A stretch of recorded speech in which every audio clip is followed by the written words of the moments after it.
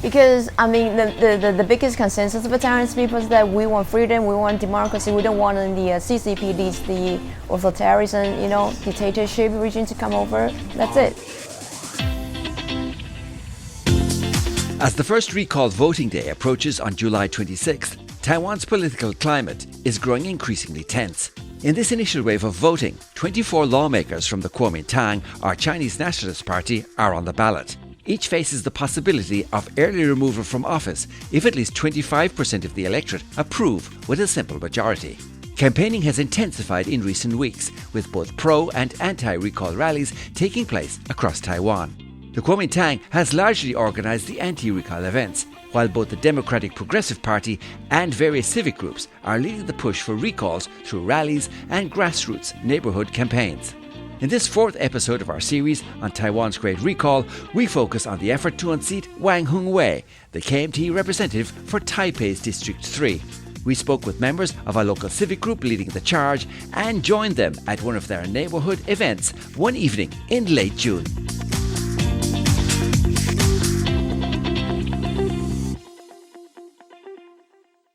Hello and welcome to Perspectives with Nilo. I'm your host, Neil O'Sullivan.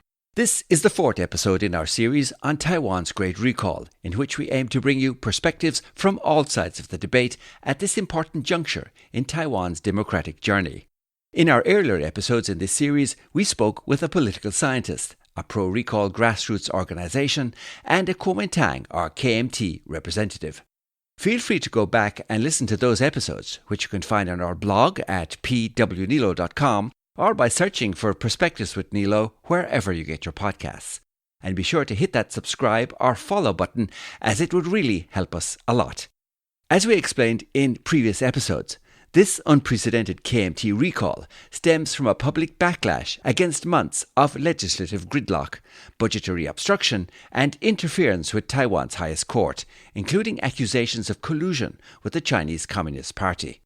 While the recall effort is mostly organised by civil society organisations, the ruling Democratic Progressive Party, or DPP, has recently begun to engage more visibly as the first voting day approaches. Taiwan's president and DPP party leader, Lai Ching-te, has also been conducting a series of 10 speeches at various civic centres around Taiwan, which media reports indicate is a likely effort to boost DPP turnout in the voting. Clearly, if enough KMT lawmakers can be unseated and the DPP can reclaim their seats in the follow-on election, it would dramatically shift the balance of power in Taiwan's parliament.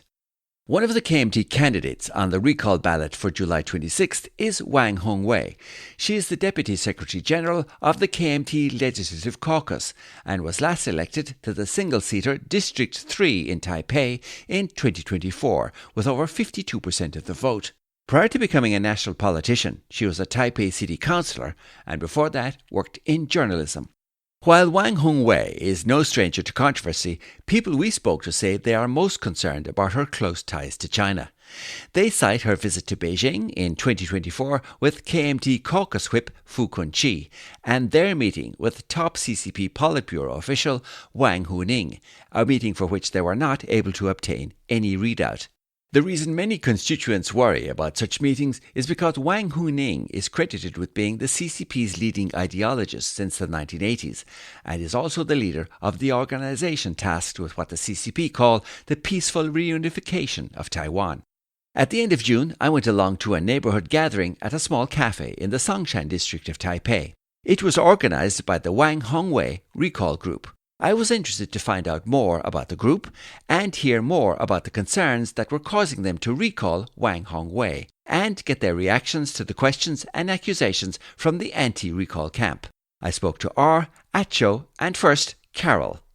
Let me first ask about your organisation, right? So you're basically just formed for the recall. And it's for the Taipei City Constituency 3. Is that correct? Tell me a little bit more about your organization. Correct. Completely correct. Well, so right now we have over 500 volunteers. I mean domestically and globally. 500 in in Globally, domestically. Yeah, and also some volunteers that lives overseas to collect the petition paper from all around the world. Okay. But in Taiwan, we have about like 300 something. Yeah, volunteers, and then here we just only for Wang Hung-wei, as you said, from the District 3.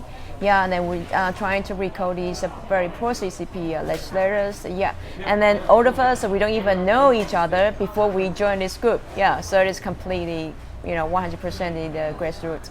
And tell me more about your members. Is it mostly men, mostly women, old, young? What's the mix? How many percentage of female? The female thing is about 60%. 60, yeah. Yeah, and then 40%. In our group. In our group, yeah. And age will range from maybe the 16 high school student to the 70 something. 70, 80s. Yeah, 80s volunteers. even, yeah. And how did you get the word out about what you were doing and get everybody to kind of come together? How do we do that? Is that very first that we create a social media account like Facebook or Instagram or like threads, and then saying, hey, we are trying to do the record movement, and for this lady we have to record her, and then if you want to join us, and then we are recruiting the volunteers, and then people just we'll put on the Google survey for people to register, and then we one of us like. For the initiators that we have like 10 or 20, and then we just put on like, okay, we got some registrations, and then we just reach them, and then gradually, and then how we organize that is we'll get to that. I guess we can get that in a minute. So you're trying to recall one lawmaker because it's a single seat constituency, right? And tell me about the person that you're trying to recall. What's her name? And what are the things that you feel she's done or not done that need you to take this action? Yeah, let's start with Ocho. Okay, her name is Wang Hung-wei. That's her name, which might be hard to pronounce for non-Taiwanese people. She's done quite a lot of things that make her unqualified as a legislator. For example, that she cut the funding as well, right? She's one of the person that proposed and also froze and cut the funding for our defense budget. Yeah. So she's done a lot of things that's weakening Taiwan's democracy. Okay. Instead of making our life better. And I believe in her past, she's also part of, she's related somehow to the CCP, right? Yeah, exactly. She had business there or? Yeah, I mean, her family, her two daughters, and then one of the sisters were living in Shanghai. Yeah, and then most importantly, they went to Shanghai last year after they get elected, and they went to meet the top officers called Wang, the guy who's in charge of how. So they told their term is unification of Taiwan, but for them that's the invasion of Taiwan. Okay. Now, she was elected in 2024, late 2023, 2024. I believe she got 52.5% of the vote in this constituency, 105,000 votes. That's a lot of people who voted for her. Seems like she's pretty popular. So what do you say to that? Maybe let's hear from you on this one. I mean, before the election, she might propose some bill she want to pass in the legislature. But after that, just like Carol said, she went to China and visit the leaders from CCP. Yes. And she didn't even tell us what they have discussed. Yes. Okay. So. But I mean, that wouldn't be against the law. I mean, it's not good for Taiwan to do that, but it's not really against the law, is it? So she hasn't broken the law. Well, the point is we don't have a law to regulate them to visit those the legislators to visit the China, but the point is that we at DPP or some other lawmakers, they are trying to set up this law, but having blocked for over 300 or 400 times. Yeah. But she is your representative, so you could go and meet with her and say to her, "Oh, look, we don't like that you're doing this. Can you tell us what you were doing?" Did any people in this district go do that? And what happens if you do that? No response. Since this group have been established, that we put on the post on Facebook. We asked her. We tried to reach her by the reporters or journalists to ask her the question: What did you do? Why did you talk to the CCP guy? Then why are you doing that? And zero. Never response. Yeah, never. So then we put on the big banners with the picture that she was hand in hand with the CCP guy, and then the point is that she sued us. She sued you? Yeah, the sued the group. Yeah. For putting up the banner. Yeah, exactly. Oh, okay. And the banner is actually just an image of she shaking hand with Wang who is like the guy from CCP. Yeah. Okay. That is not something that we created. It's just the snapshot from the news. Yeah. Then we put on the banner, and then she sued us, and then we were forced to take it down. I also noticed that the Blueboard protest, which basically expressed concern with the legislative reform that the KMT are pushing through the parliament. There's a lot of people protesting against that. Have the KMT lawmakers met with any other constituencies in Taipei, or people that you know? I mean, some of you are not from Taipei. Do you know about KMT lawmakers meeting with their constituents that have concerns about this? Given the protests, which people are protesting, you would think the politician would think, oh, these people are worried, so maybe I should chat with them. Yep, that's what we did last year. A lot of us went on street to join the strike or the movement or the rallies. Yeah, I was there too. Yeah, so many of us were there, and I would say that all of us were expecting they to hear us and to do some changes to stop some actions that they were doing in the parliament, but they didn't. They didn't even care about what we have to say. And okay, so because they sort of just ignored us. I don't know why, and then it just get a push, even more and more stronger, to push the poor CCP low case. And the thing is, they don't just ignore us; they twist the story. Oh, exactly, yeah. They twist the narrative, and they, we are the citizens. We don't belong to any parties, but they are trying to make it like a partisan between DPP and. Yeah, we'll talk about that in a minute. Yeah, or you wanted to say something? And the KMT, the leader of KMT, also called us frogs. Do you know that? Yeah, frogs. Yeah, frogs. It's supposed to be like it's so erasing our identity. Yeah, Okay. exactly. That's what they wanted to do. Yeah. Kind of pushed us down. So the main problems you have with your local representative, Wang Hung-wei, is her connections with China. Exactly. Are there other things? Because I'm wondering, what are the, if you decide to recall somebody, what are the things? Is there a list, or is there a level above which they do things you consider bad, below you don't consider too bad, right? Is it the China connections is the main concern, or are there other things? Well, from a point of view, that I think the relationship with the CCP is a huge concern, the biggest concern. It's very serious, because think about we've been pushed down and kind of being bullied by CCP for over 7 decades, and think about that internationally that they kind of reject us and push us, kind of bullied us on the diplomatic contacts, and they also having the missiles attacking us. Yeah. One of the things I hear is that people have also been a little unhappy with how the ruling party, the DPP, have been doing on issues like housing and social issues and so on, the cost of living and so on. Yeah, are they things you would consider recalling somebody for? For what? From DPP? From any party that isn't doing their job looking after the cost of social housing, or looking after the cost of living, those kind of issues. Are they kind of issues you would consider recalling somebody for? No, you don't have to recall that because of the cost issue of the housing, or you just don't. If you're not satisfied with the government, then you don't vote them again, right? But the point of the KMT lawmakers, they do so many things to bully and to attack our democracy. Yeah, they don't follow. In our parliament, they don't follow any procedure justice. Okay, no discussion, and without any discussion, they pass the huge or cut or freeze the huge amount of the budget. Okay, and then they beat others. One of the main concerns well, you're seeing this movement right now is that we are worried that there might not be another election in 2 years in Taiwan, because this KMT, it's not just Wang Hung-wei, she's just one of them. There are like 60-ish of them, right?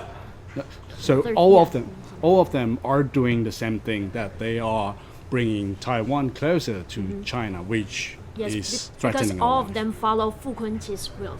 Fu Kunqi is the guy who led the team. KMT. He's the caucus whip, right? Exactly. Yeah, okay. You know him. Yeah.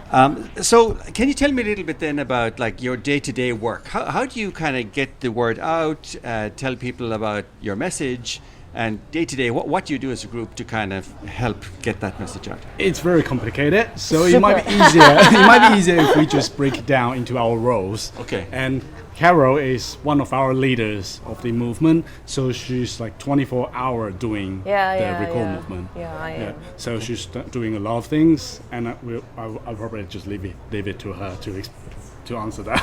Well, Support her. for a group, we have the social media team, and then we have the volunteer team. For the volunteer team, it's more about the campaign on ground, on street. So we gather these the volunteers and hang on the banners, hang on the poster, or remind people to say, hey, on 26th of July, we have to go for vote for to go voting. Oh, yeah. We actually have 3 different stages. Well, we need to explain this to not to. We have 3 different stages for to get to the re-election or by-election. And the first stage is collecting how many signatures? It's 1%. 1% signatures. And the second stage is 10%. So for 1%, we have to collect 3,000 votes, 3,000 signatures. And for second stage, we have to collect 30,000 signatures. Yeah. And our current situation is that we have passed the second stage. We are now going to The voting stage. the voting, the election stage. Yes. And that's why our goal is to get more people to come out and vote. And what kind of reaction do you get on the streets when you're out talking to people on the streets? Are you talking about good ones or the bad ones? Both. Should we talk good ones or bad ones? Yeah, just tell the reality, I guess. Yeah, what we have been bumped into. Yeah, I mean, some people they are very passionate and they give us drinks or food. Yeah, we call it democratic food. Yeah. But some people they might just yell with us or just give us some eye roll. F-word. Yeah, F-word. Yeah, all the time. So for the good people, they gave us thumbs ups and food, drinks, well, everything they can express their feelings. But for the people who are not nice, they gave us middle fingers. Some of them grab our phone or our stuff, our signs, and it's very common that they will swear at us or just calling us moron. Okay. And the other question I have to ask you is, so this is a lot of work, right? Printing flyers. I see the signs and the little stickers you make and everything. It all costs money, right? So who funds you? Where does the money for that come from? Most of us we donate by our volunteers. Yeah, because I mean, all the things that you see here right now, they don't really cost so much. But for the big campaigns, there's an NGO who is supporting the democracy for Taiwan. They support us. They sponsor us a little bit. Yeah. Okay. Some people I talk to say that all of these groups, like your group, are backed by the DPP. They're basically DPP members. No, that's an insult. That is an insult. DPP wouldn't have that much money to hire all of us. Yeah, I do feel that we, the volunteers, we're not here for money. We're not here for power. We are not interested in this politician, career. Yeah, so are there members of DPP in your group? Not a single one, as far as I know. No. Okay, good. So, I mean, I have to ask that question because that's what some people say. Yeah, and many people said that. Yeah, but I'm so pissed off. And that's one of their strategy as well. So that's the strategy of the KMT. I believe that. So I went to the anti-recall rally that the KMT had in Rongxing Park at the weekend to understand their position. I saw your post. I'm afraid, yeah. And so one of the things that, I talked to people there, they say that President Lai Ching-te's 17 national security measures are trying to take away people's freedoms. They're affecting people's human rights under the guise of national security. Yep. What do you think about that?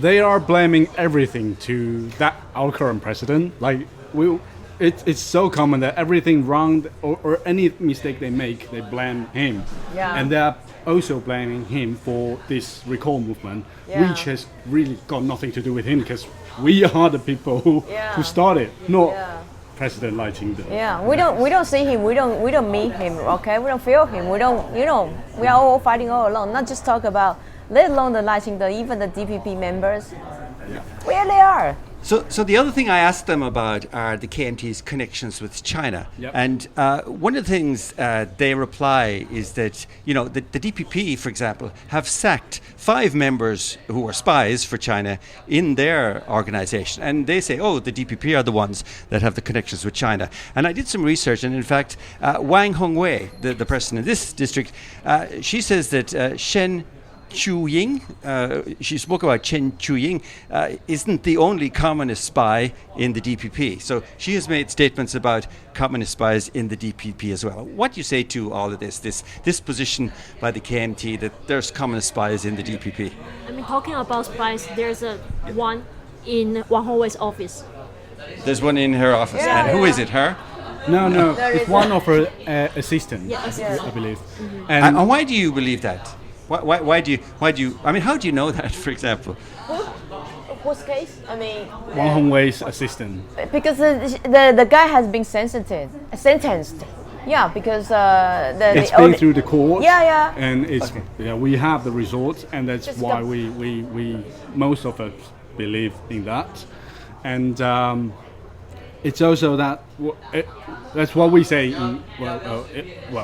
Not on the media, or it's just our daily conversation that we say that the KMT will claim that DPP has got spies because there's a minority of spies in the DPP. Like there's definitely spies in Taiwan, everywhere as well. But why KMT appears like doesn't have any spies? Because most of them are spies, right? They already are. So they don't have to find. They don't have to report themselves because they are spies. A different question I want to ask you about the recall movement. So, do you worry at all that it may cause more division? So we hear, there's a lot of division among these parties at the moment. They can't agree on anything. Whatever the outcome here, is it going to make it worse? And do you worry at all? Are you concerned about that? I mean, more division? In our society, right? No, not at all. I think the recall movement is the one that really unite the people, because How do you do that? Because I mean the biggest consensus of the Taiwanese people is that we want freedom, we want democracy, we don't want the CCP leads the authoritarian, dictatorship regime to come over. Yeah, that's it. Yeah, I can give you 2 examples. One of them is that there are more discussions about our country, our identity. Another one is that there's a new, under this movement, there's something special that's encouragement sensation in our society, that people are encouraging each other to speak up. And there's a really classic picture. I think there's a movement or a parade in April, like the picture Republic of China's flag and Taiwan independence flag, they are together. Yeah.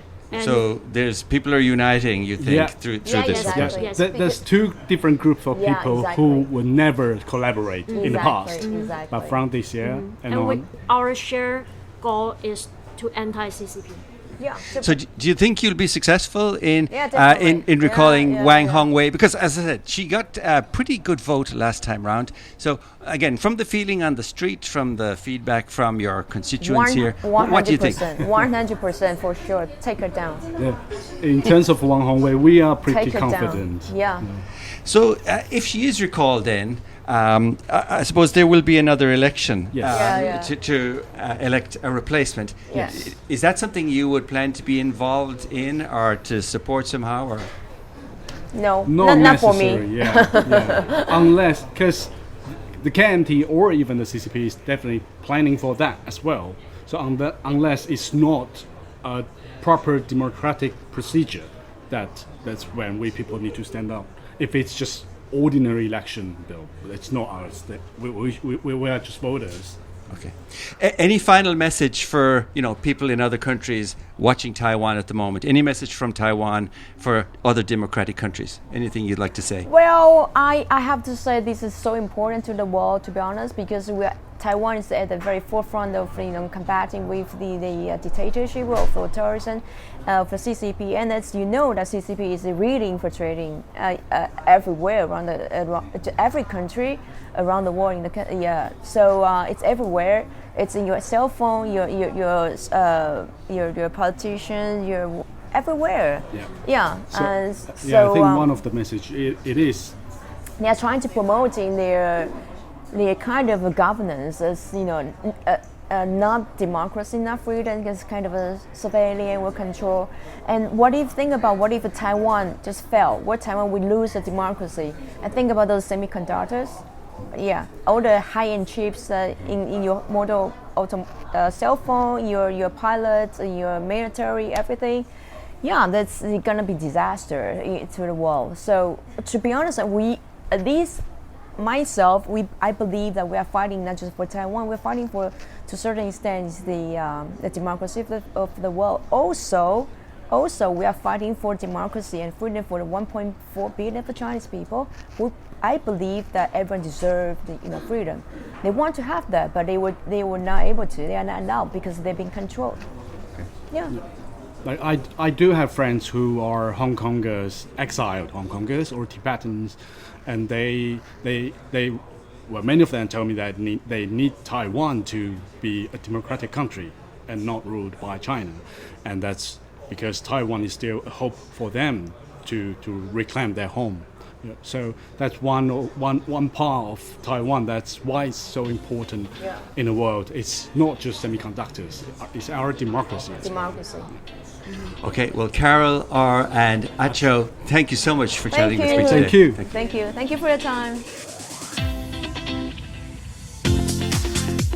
That's Carol, and Acho from the Wang Hung-wei Recall Group speaking with me at one of their neighbourhood events in Songshan, Taipei at the end of June. My sincere thanks to all of them for sharing their views and insights with us on Perspectives with Nilo. As you're probably aware, Taiwan's Central Election Commission has scheduled the first recall election for the 26th of July, when 24 KMT lawmakers and the mayor of Hsinchu are subject to recall votes. A second recall vote will take place for 7 more KMT lawmakers on August 23rd. This currently brings the total number of KMT lawmakers facing recall to 31. KMT-affiliated groups attempted to recall 15 of DPP's 38 directly elected lawmakers, but none were approved by the Central Election Commission. We will continue to keep you posted on any further updates here on the podcast and on our social media pages, all of which are linked on our blog at pwnilo.com.